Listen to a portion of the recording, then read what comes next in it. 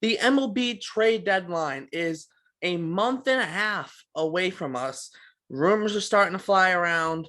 Players, teams, who might be interested in who's a good fit for who, all that stuff's flying around. So I've come up with, I say 7 kind of suggestions here that where I think players will fit when it comes to the trade deadline and where I think players, teams, where I think players would fit the best based on the team, the team acquiring, the trading team, and all that stuff and all the other variables, how many years left, when, like obviously when they hit free agency, how much are they making, all that stuff has been considered. And I've figured basically 7 different scenarios to happen at the trade deadline. So let's get straight into it. My name is Derek. You're watching Bleacher Brawls. And yeah, let's get straight into it. So first things first, I'm going to start with the most complicated one, but it's the most fun one in my opinion. This includes the 3 big starting pitchers on the market in my opinion. And all of them have more than a year of control. So it makes this even more fun. You have Luis Castillo, Frankie Montas, and Tyler Mahle. Castillo and Mahle obviously both with the Reds, Montas with the A's. And there have been some, who might go where, all this kind of stuff going around. But I think I have the destinations for all of them. First one for Luis Castillo. I've been kind of looking around, seeing where might make sense. And I've landed on the Los Angeles Dodgers. To me, it just makes too much sense. The Dodgers lost Walker Buehler probably till the end of the season, end of the regular season. He might be able to be back for the playoffs, but that just seems likely that he won't be able to pitch for the rest of the regular season at least. He's cutting it close to the end of the. He might get one start in, might not, but he's cutting it very close. So it's that kind of thing where you're cutting it close with Walker Buehler, and also too, you still need to get through the rest of the season. I think Luis Castillo is the perfect fit, and it fits what the Dodgers want to do. They want to win, and they're willing to spend as much as they need to get that win. And then who's next domino to fall? I think the next domino to fall is going to be Frankie Montas. I have Frankie Montas going to the Atlanta Braves. Atlanta Braves, they had a big trade deadline last year. They're hot again, obviously not against the greatest teams, but like the Red Sox, a win is a win, no matter who it's against. And I see Frankie Montas landing with the Braves in this scenario. I think the Braves could use a starting pitcher. Charlie Morton has struggled this year, so they could use one with him struggling. And, and also too, he'd be on the team in 2023 as well. Frankie Montas would be. So I think that would fit perfectly for the Atlanta Braves. You don't just get him for this year, you also get him for next year.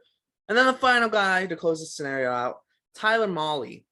And we talked about this in the Mets video a while ago. That video was like a couple weeks ago now.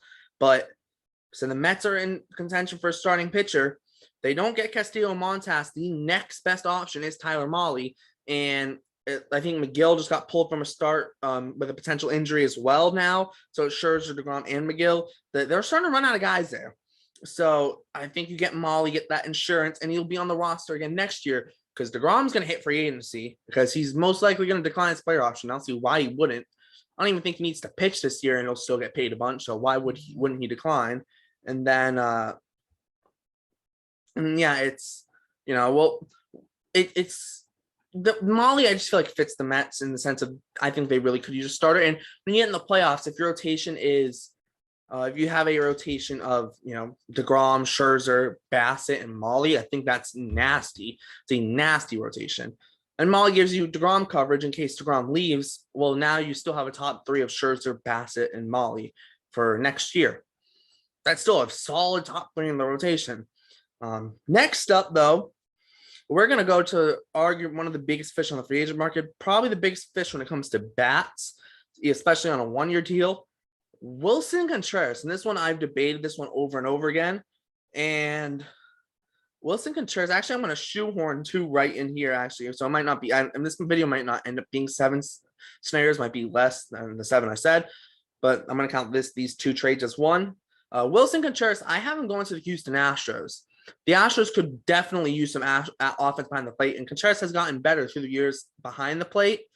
And the Astros still have Martin Maldonado, behind the plate if they need defense, but he doesn't give you much offensively. And you add Wilson Contreras to that Astros lineup, and it also too makes up, like, they've lost guys like Springer, and they've lost guys like who they just Carlos Correa. Obviously, Jeremy Pena's been stellar for them, and Chas McCormick's been good, but you could still, use another bat in that lineup. Regardless, you can never have too many bats. You really can't. If until you have a lineup full of really good bats, you can never have enough. So I think the Astros could use Wilson Contreras, and then because of that, I am going to have Mitch Garver once again getting traded, but this time it'll be to the San Francisco Giants. The Mets don't get a catcher. They keep their faith in James McCann and that big contract. Garver to the Giants. Giants need a catcher. I know they had trust in Joey Bart, but he struggled this year. And I think Kurt Casale is their starting catcher. They are in dire need of a catcher.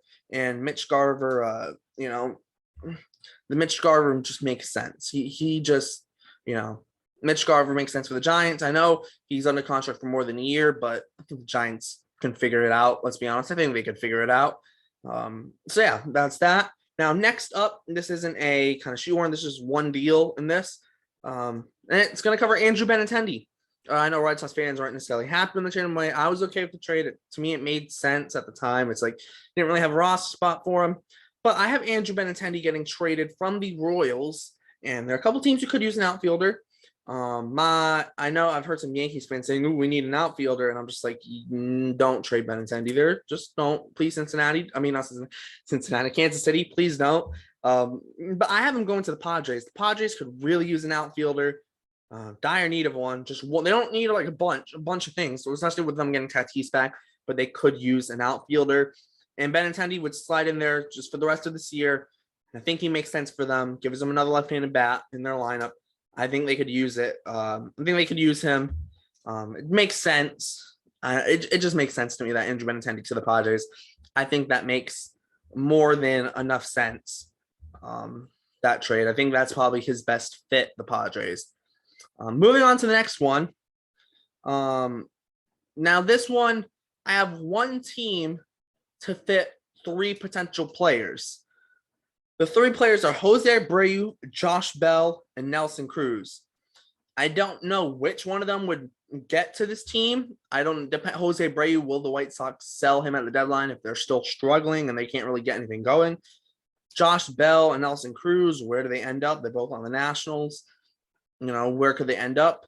But the best fit for all of them, the one team that could really use a DH that's in contention is the Milwaukee Brewers. They could 110% use a DH.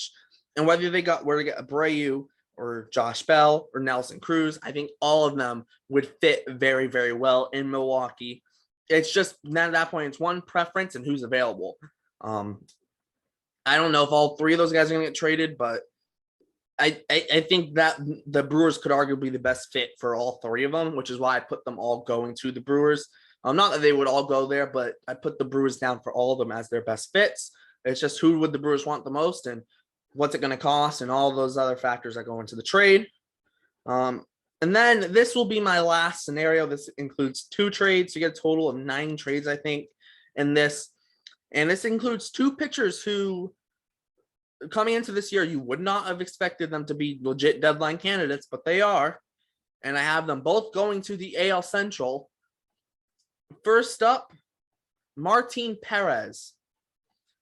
Questions, what teams need starters, and there's one team that as soon as I thought of Martin Perez and I thought of who could use a starter but also doesn't want to pay a lot for a guy, give up a lot in prospects for a guy, first team I thought of was the Cleveland Guardians. It makes so much sense for Cleveland. They could use a starter. The rotation hasn't been great this year, and they're just right now they're half a game ahead of the Red Sox. They're about to play the Red Sox. Right now they're half a game ahead of the Red Sox. If they want to be in a wild card spot and they want to make the playoffs, they're going to need to shore up their rotation. And they have a guy in the back in the bullpen, in Emmanuel Clase, who I love. I'm so high on him. I'm so high on Class A, and I think that all that they really need is to just shore up that rotation. Find a way. You got to get it to that back end class. He's got a 1.65 ERA this year. He's been stellar again.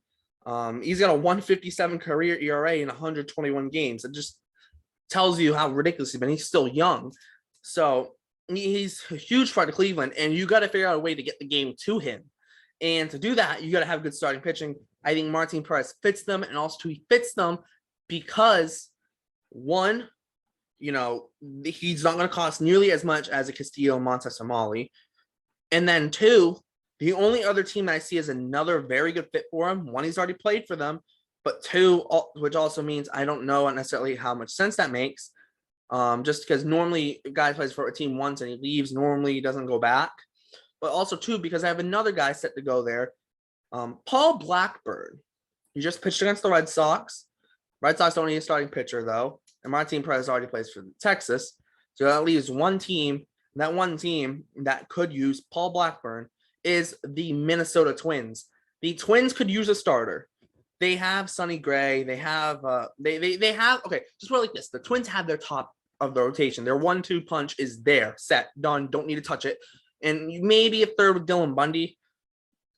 But they could use another starter. They still could use another starter. And that's where Paul Blackburn comes in. He's been very good this year. I think he's got a 2.30 ERA. It just makes sense. It makes sense for the Twins to go and target them. And like I said, it's not going to cost as much as the other guys who you have. And it's a similar thing with the Guardians and the Twins. They both have good top of the rotation, especially the Guardians with having Shane Bieber there. It's just the back end of the rotation you got to shore up. And you get a guy like Martin Perez or Paul Blackburn. I think they could be flip-flopped. Maybe Perez goes back to the Twins and Blackburn to Cleveland. But regardless of what way they would go, especially Blackburn, he does have more control, which is why I think the Twins are a little bit of a better fit. I just feel like that would fit the Twins better. That's what the Twins would be looking for. Whereas I think Cleveland will try and play a little bit more to try and go after something else. I was looking at Ramon Laureano as a potential option for Cleveland, but I don't know if Cleveland would make that big splash, but they haven't made a big splash in a while, so who knows. But that's why I went with Perez to the Guardians and Blackburn to the Twins. If they pulled something off for Laureano, though, the Guardians, then I could see it being a trade with Blackburn would also go there. I just don't see it happening, which is why I didn't do it. But that's going to wrap this one up. That's all my trade scenarios that I come. I think that was 5 different scenarios, but it's 9 total trades.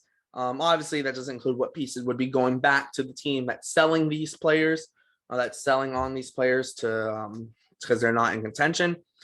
So you want to see, who could be prospects that can move to the deadline. Let us know in the comments. Comment on the video. Do you think some of these trades could happen, not happen? What are your thoughts on them? Any trade suggestions yourself? Because there's still a bunch of moves that could happen. All that stuff. Leave that stuff in the comments. We're going to be active in the comments, replying to people. So let us know. Let us know your thoughts. We'd like to hear them. Make sure to like, subscribe, all that good stuff. Share this video. And then, make sure to check out all our previous videos, Red Sox game recaps, our prospect pipeline videos, and all the other videos that we do. My name is Derek, and you have watched this kind of trade deadline preview video, I guess. Is that what we're going to call it here on Bleacher Brawls? Thanks for tuning in, and I'll see you next time.